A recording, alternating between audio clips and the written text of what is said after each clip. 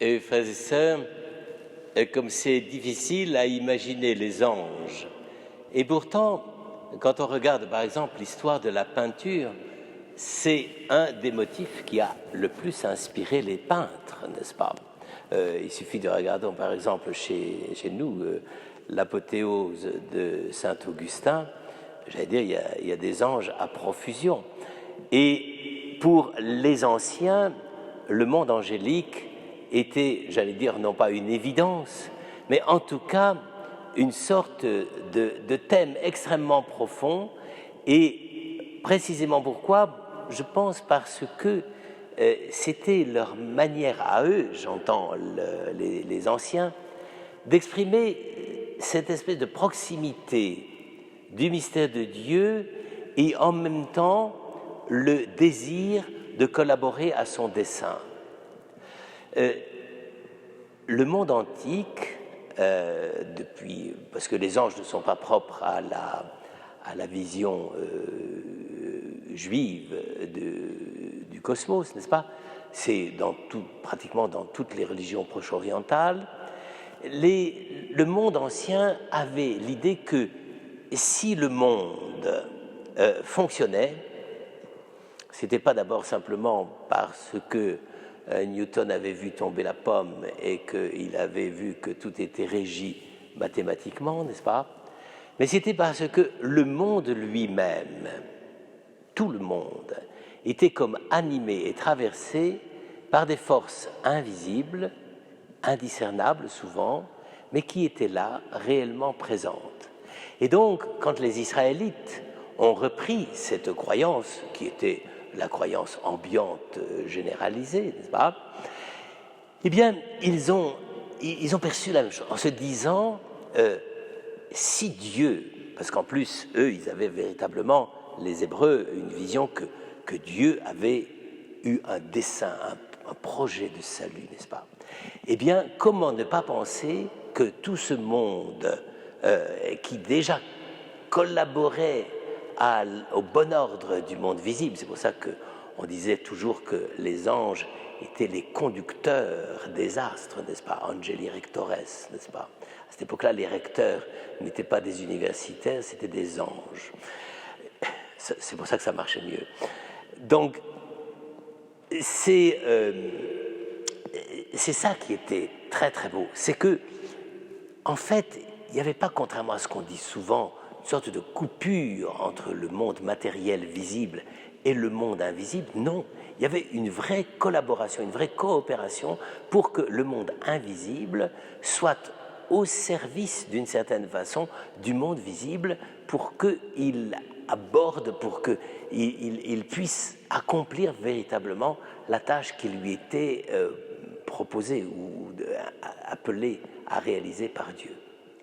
Alors, je crois que c'est ça qui est resté dans à la fois les convictions et les récits du Nouveau Testament, et d'autre part même dans la foi de l'Église, car je crois que l'Église croit toujours aux anges. Enfin, il n'y a plus beaucoup qui y croient vraiment, parce que la plupart du temps, on a tellement affabulé ça avec des choses un peu mystérieuses et des fois un tout petit peu étranges. Vous savez qu'il y a une petite secte au Brésil qui pratiquement ne croit qu'aux anges, n'est-ce pas? Et donc ils ont élaboré une sorte de théologie dans laquelle tout le calendrier, c'est le calendrier des anges, n'est-ce pas? Bon, on n'en est pas là, hein, et je crois qu'il vaut mieux pas y aller. C'est pas le problème que, vous voyez, c'est toujours la même chose. On veut toujours transformer les choses en organisation autoritaire, hiérarchique et mener les gens par la baguette. Les anges ne nous mènent pas par la baguette. Les anges sont nos serviteurs. Et ça, c'est ça qui est la conviction fondamentale. C'est que s'il y a un seul dessein de Dieu, si ce dessein de Dieu s'inscrit dans le monde visible, dans le monde humain, et pourquoi pas dans un monde invisible, alors il y a un véritable concours de toutes les capacités que Dieu a mises dans ses créatures, y compris donc les anges, pour que tous collaborent à l'accomplissement de ce dessein de Dieu. C'est pour ça d'ailleurs que, mais malheureusement on ne le lit pas aujourd'hui pour la fête des saints archanges, il y a une petite réaction, une petite réflexion dans la première épître de Pierre où on dit que les anges se penchent avec convoitise sur la destinée des hommes et sur leur salut. Ça peut paraître bizarre puisque déjà ils sont dans la béatitude éternelle, les anges ils sont en train de contempler Dieu et si on en croit saint Augustin, ils font ça jour et nuit, une sorte de 3-8 spirituel qui leur permet de voir les anges, de voir Dieu en contemplation diurne et en contemplation nocturne. Comme ça n'arrête jamais. Mais si effectivement les anges sont dans la contemplation du dessein de Dieu, eh bien ils peuvent se pencher vers nous avec convoitise. Pourquoi? Parce qu'ils voient que nous avons été l'objet d'un plan spécifique de salut de la part de Dieu. Jésus-Christ ne s'est pas fait ange. Jésus-Christ s'est fait homme. Et je pense que, vous n'êtes pas tombé dans une psychologie bas de gamme, mais quand on est un ange et qu'on se rend compte que les petits derniers, là, les hommes, ont eu la chance d'accueillir dans leur propre nature la personne du Fils de Dieu, je comprends qu'ils se penchent avec convoitise, d'un air de dire « à nous, ça ne nous arrivera jamais ». Et qu'à ce moment-là, ils aient cette espèce de réaction bonne, n'est-ce pas, de se dire puisque le Fils de Dieu a voulu être au service de l'humanité, pourquoi n'y serions-nous pas nous-mêmes?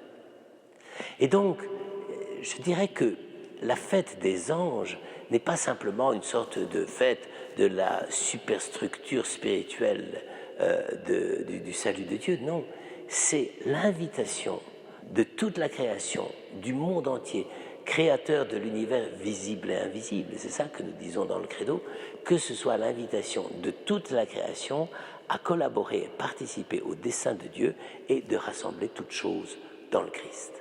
Eh bien, que cette fête des anges et leur intercession et leur prière, parce que ça, j'allais dire, c'est un des éléments fondamentaux qui a été reconnu dès le départ, puisque, là encore, c'est des choses auxquelles on ne fait pas attention, mais tous les canons de la messe, car la préface fait partie du canon, on mentionne toujours les anges.